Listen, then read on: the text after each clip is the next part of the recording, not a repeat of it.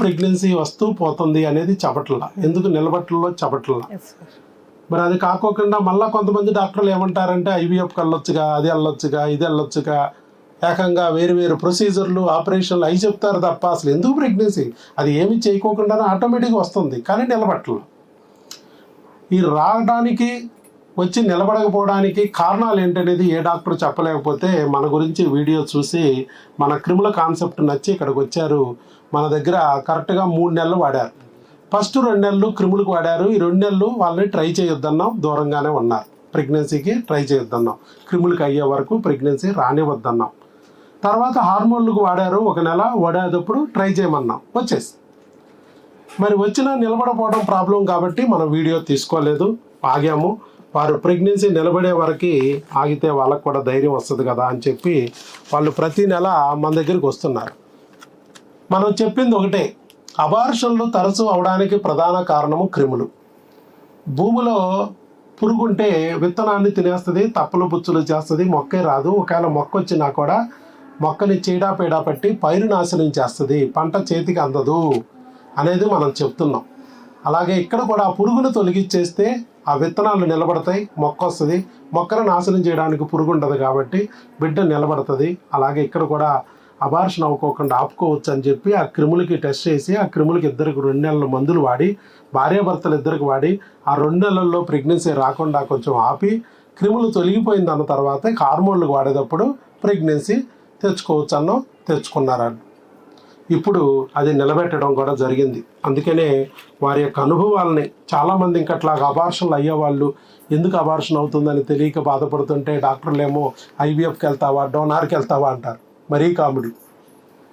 బుడుంగిన pregnancy వస్తుంటే donor అంటారు, నిలబెట్టడం కుదరక ఐవీఎఫ్ అంటారు.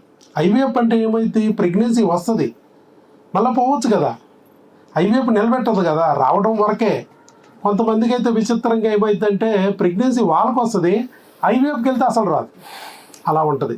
సో ఏది ఏమైనా వారి యొక్క అనుభవాలను విందాం. దేదీప్య గారు చెప్పండి.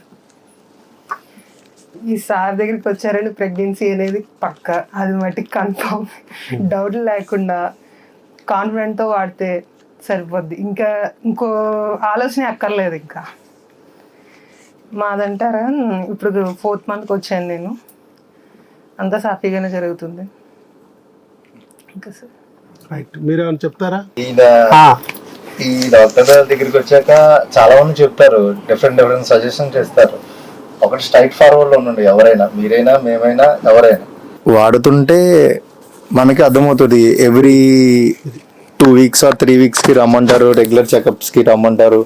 అలా కంటిన్యూస్గా రండి, బ్రేక్ అవ్వకుండా ఉన్నా కూడా రండి. లాంగ్ అయినా వాళ్ళు మెడిసిన్స్ కొరియర్ చేస్తారు.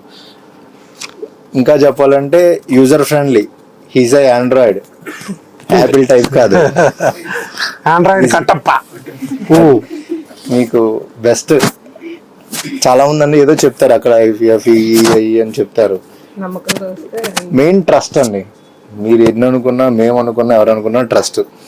ఆ ట్రస్ట్ మీద ఎదురుకి వెళ్ళిపోవడమే మెయిన్, అంతేనండి. మెయిన్ వీళ్ళకి ఎక్టోపిక్ కూడా వచ్చింది. ఎక్టోపిక్ అవును కదమ్మా, ఎక్టోపిక్ కూడా వచ్చింది. మరి ఈసారి ఎక్టోపిక్ వచ్చిందా? రాలేదుగా, న్యాచురల్గా ప్రెగ్నెన్సీ తెప్పించాం. మరి ఎక్టోపిక్ ఎందుకు వచ్చింది, అబార్షన్లు ఎందుకు అవుతున్నాయి? దానికి కారణం క్రిములు అని చెప్పాం.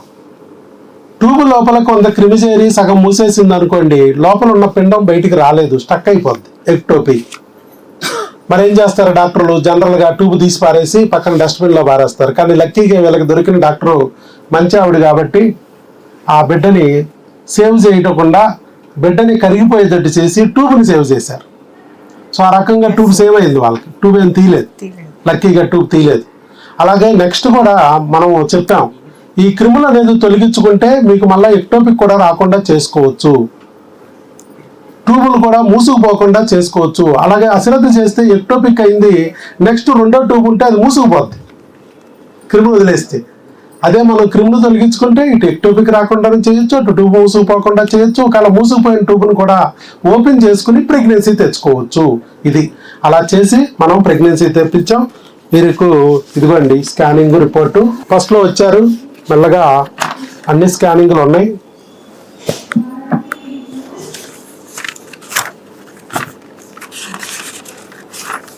ఇది మొదటి స్కానింగ్ కదమ్మా.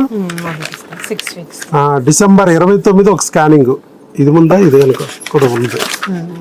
డిసెంబర్ 5 ఇది ఫస్ట్ స్కానింగ్.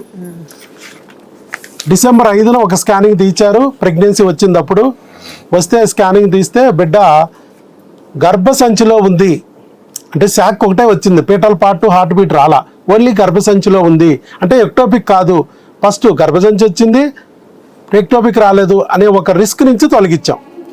తర్వాత కానీ నిలబడవు కదా, అదొక భయంతో వాళ్ళు ఉంటే తర్వాత ఏం కాదమ్మా మందులు వాడుతూ ఉండు, ఏ క్రిములు అయితే ఎన్నాళ్ళు రాకుండా నిన్ను ఇబ్బంది పెట్టి వచ్చినా ఇబ్బంది పెడుతున్నాయో ఆ క్రిముల నుంచి, ఆ పద్మవ్యూహం నుంచి నీ బిడ్డను కాపాడుతాను, మందులు వాడమన్నాను. అలాగే మందులు వాడారు.